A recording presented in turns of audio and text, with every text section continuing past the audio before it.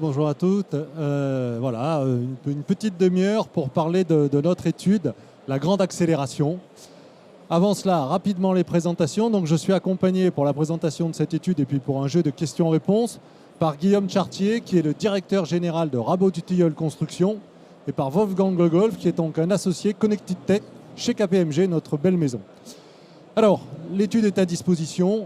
Rapidement, avant de passer la parole, dans cette étude, vous verrez, c'est une étude assez large, 200 personnes interviewées, 15 dirigeants, vraiment des entretiens très serrés. Belle étude, de laquelle il ressort deux grandes convictions. Un, il y a une synchronie des calendriers. Moi, je dis un alignement de planètes, mais c'est mieux de dire une synchronie des calendriers. Après le Covid, la guerre en Ukraine, les problèmes de transition énergétique, nous sommes à un moment particulier où le numérique va être le catalyseur de toutes ces accélérations. C'est pour ça qu'on l'a appelé la grande accélération. Et deuxième conviction, par la transformation numérique, il va y avoir 4 grands axes de transformation, le numérique étant le pivot et le catalyseur de ces transformations. 4 grands axes de transformation. 1, le modèle d'affaires. On peut joindre de nouveaux clients. On va passer d'une vision produit à une vision marché et client. 2, la transition énergétique, on y reviendra ensemble. 3, la cybersécurité avec un numérique sécurisé, un numérique de confiance. Et 4, la marque employeur, parce que la transformation numérique aide à gagner des compétences et à les fidéliser. Voilà, notre étude est à disposition, elle tourne pas mal sur les réseaux. Vous pouvez la voir, faites-en votre livre de chevet. Alors maintenant, nos deux grands témoins, je disais, Guillaume Chartier, qui est le directeur général de Rabot du Tilleul Construction, et Wolfgang Le Golf, un de mes associés Connected Tech. Voilà. Je vous cède la parole pour ce jeu de questions-réponses et au terme d'une quinzaine de minutes, vous aurez l'occasion également de poser des questions. Voilà. Je vous en prie, messieurs. Bonjour à tous. Bonjour Guillaume. Je propose de démarrer cette séquence par une présentation de Rabot du Tilleul. Donc Rabot du Tilleul Construction, le groupe Rabot du Tilleul, c'est une ETI familiale centenaire implantée dans le Nord qui réalise 350 millions d'euros de chiffre d'affaires sur le quart nord-est et sur la Belgique, sur les métiers de la construction et de l'immobilier, en essayant de remonter le plus en amont dans la chaîne, en étant à la fois des prescripteurs, des concepteurs et des constructeurs de bâtiments. Et c'est 1000 collaborateurs. Voilà. Donc c'est vrai que Georges évoquait le second pilier de notre étude et ce qui ressort, élément marquant, c'est que 98% des dirigeants avec qui on a travaillé sur cette étude font un lien direct entre transition écologique, performance énergétique et accélération numérique. Donc bien évidemment, on va évoquer ce sujet-là ensemble. Il y a de vraies convictions chez Rabot du Tilleul sur la responsabilité environnementale, sociale et sociétale. Est-ce que vous pouvez nous présenter votre stratégie RSE ? Donc effectivement, la culture familiale, l'historique, cette entreprise centenaire s'est positionnée déjà depuis une bonne dizaine d'années sur cette conviction que notre entreprise a un rôle majeur à jouer avec son secteur sur la décarbonation. Si on fait un petit focus secteur, on peut dire que la construction, nous avons la chance d'être un secteur qui, plus il travaille, plus il décarbone. Chaque fois qu'on remplace une passoire énergétique par une construction neuve avec des performances énergétiques optimales, eh bien, on produit de la décarbonation. Donc, il n'y a pas beaucoup de secteurs qui ont cette chance. Et on est dans un contexte, je dirais, un peu plus général de prise en main par les pouvoirs publics de cette obligation de décarbonation avec notamment des nouvelles réglementations, la RE 2020 et le décret tertiaire donc, qui impose à tous les bâtiments d'atteindre des niveaux de performance. Et puis aussi, et c'est là où c'est très intéressant, de s'intéresser à ce qu'on appelle le cycle de vie, c'est-à-dire toute la production carbone associée à la construction depuis l'établissement du matériau. Est-ce que le matériau que j'utilise, il est ou pas carboné ? Donc, ça a été depuis 10 ans, je disais, une motivation pour la famille. Ça fait 10 ans qu'il y a un directeur du développement durable chez Rabot du Tilleul Construction, ce qui est assez, peut-être exceptionnel dans le secteur. On a développé un outil qui s'appelle ASAP, As Sustainable as Possible, qui est un outil d'aide à la décision pour l'éco-conception des bâtiments, à destination à la fois des maîtres d'ouvrage et de tous ceux qui participent à la conception. Ça a été... voilà. Donc, en tout cas, notre ambition RSE, c'est évidemment de participer à la décarbonation du secteur et à participer à la transformation et à l'amélioration des conditions de vie. Oui, absolument, parce que quand on a préparé sur cette stratégie RSE, on a partagé ensemble sur cette ambition, sur quelques indicateurs. Moi, j'avais noté réduire de 5% par an, à savoir 35% vous allez me corriger si je me trompe, des émissions carbone par mètre carré construit entre 2021 et 2030. Donc, un certain nombre d'indicateurs pour vraiment piloter et mesurer cette ambition et cette stratégie. Alors, c'est vrai que récemment est arrivée cette notion de bilan carbone. En tant qu'entreprise, notre obligation, c'est de construire notre bilan carbone uniquement de nos activités, c'est-à-dire ce que consomment nos bureaux et ce que consomment nos voitures. Nous, on a souhaité aller plus loin, c'est-à-dire qu'on a, dans le jargon de l'ADEME, on a choisi de produire un bilan carbone de scope 3, c'est-à-dire qu'on balaye l'ensemble de nos activités. Et donc, on fait le calcul pour tous les bâtiments qu'on livre dans une année, qu'est-ce que ça a coûté en carbone pour le construire, et on projette la consommation de ces bâtiments sur les 50 prochaines années. Donc, en 2021, on était à 1200 et on divise par les mètres carrés parce qu'évidemment, le sujet, c'est d'être le plus rentable possible par rapport aux mètres carrés construits. Donc en 2021, on était à 1200 kg du mètre carré de CO2 par mètre carré construit. Et donc, comme tu le disais, l'objectif est d'atteindre 850 kg par mètre carré construit pour, je dirais, suivre la tendance de baisse de 5% par an de l'accord de Paris. En 2022, on était déjà à 1050, donc un peu en dessous de cette tendance, mais c'était assez compréhensible puisque on avait une grosse part de réhabilitation. Les deux grandes façons de baisser la consommation carbone, c'est de réhabiliter au lieu de construire des bâtiments neufs, évidemment. C'est le réemploi de façon assez générale. Et puis l'autre grande façon, c'est d'utiliser des matériaux biosourcés. Et on est là aussi assez actif avec notamment on travaille actuellement avec l'Institut des mines télécom de Douai pour bâtir ce qu'on appelait un agromur à base des chutes de la production de lin. Donc c'est un matériau qui a zéro impact carbone puisque c'est un déchet de l'agriculture.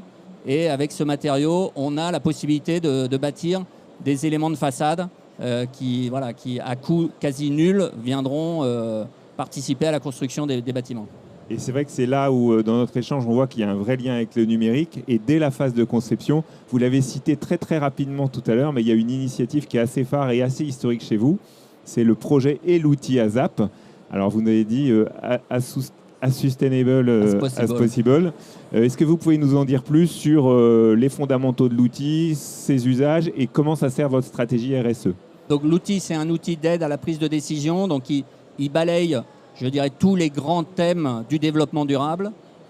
Par exemple, la biodiversité. Comment est-ce que dans notre construction, soit pendant la phase chantier, soit après, on peut intégrer la biodiversité. Donc et on liste pour chaque sujet un certain nombre de partenaires qu'on connaît, qui sont réputés. Par exemple, sur ce sujet biodiversité, on travaille avec LPO, la Ligue de protection des oiseaux, qui, à moindre frais, sont capables d'apporter des éléments très, très appréciables dans la réalisation du projet.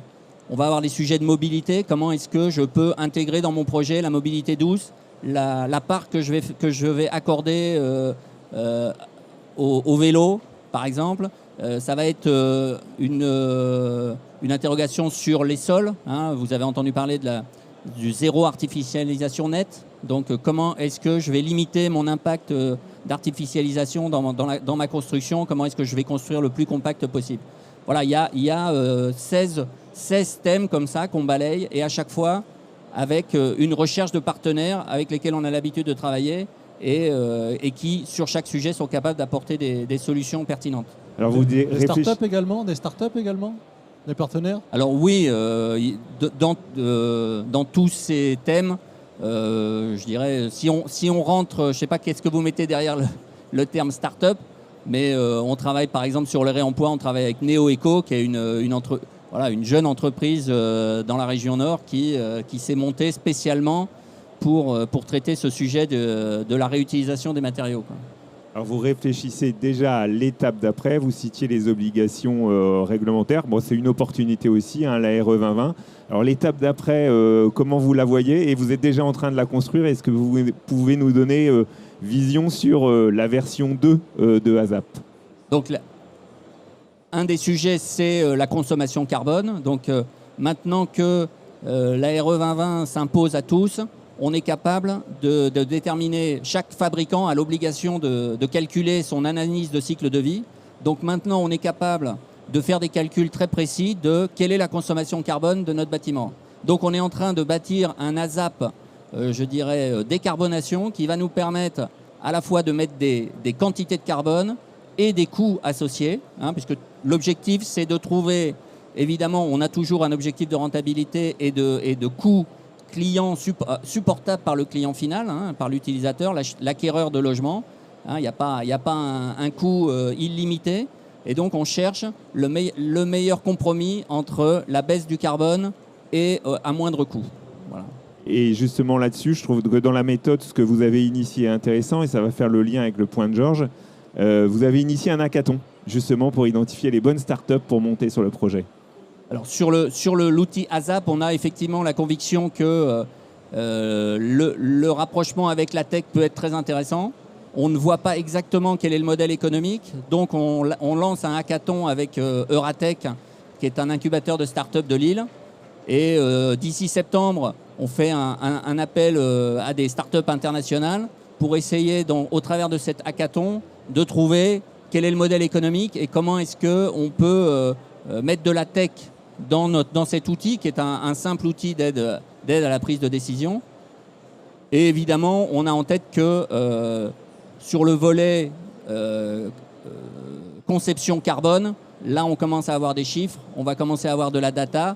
Dès qu'il y a de la data, dès qu'il y a du standard, évidemment on sait que la tech est beaucoup plus intelligente que nous pour traiter cette data rapidement, efficacement.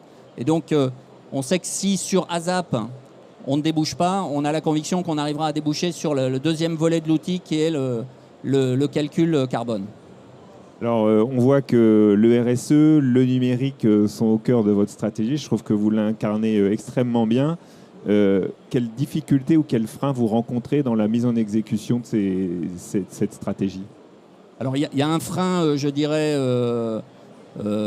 structurel du métier de la construction, hein, qui est à un niveau quand même très faible d'informatisation. On parle beaucoup du BIM, mais sur le BIM, on se heurte rapidement à tout un tas d'acteurs qui sont trop petits pour investir dans cette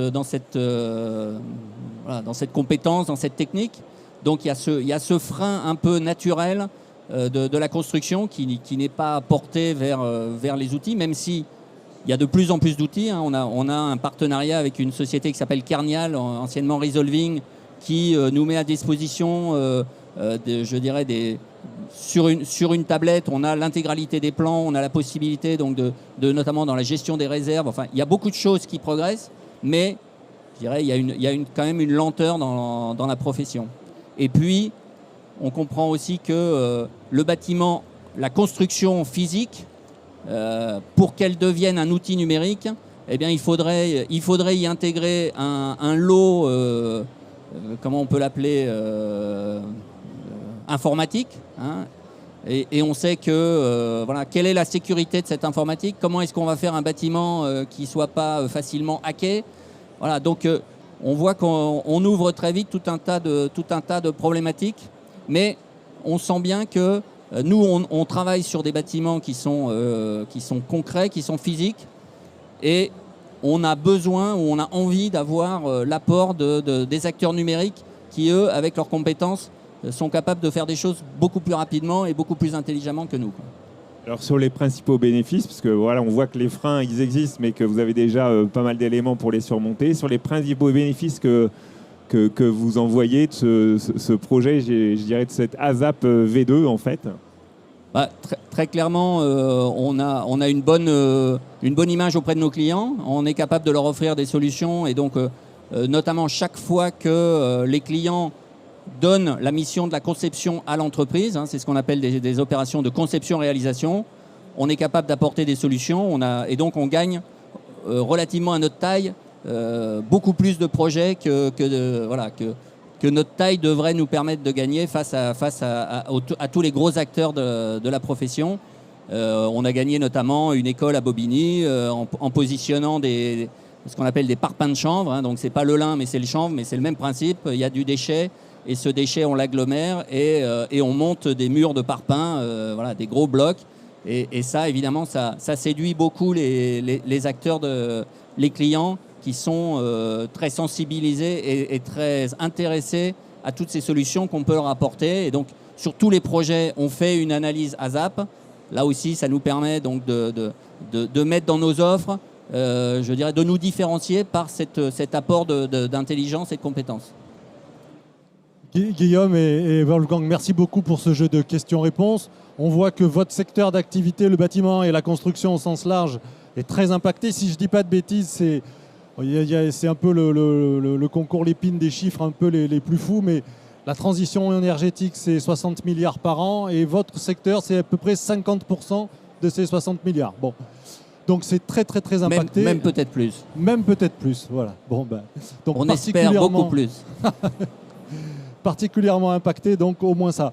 Il nous reste quelques minutes pour donner la parole à l'assistance. Alors je vois qu'il y a des spécialistes du secteur là que je reconnais.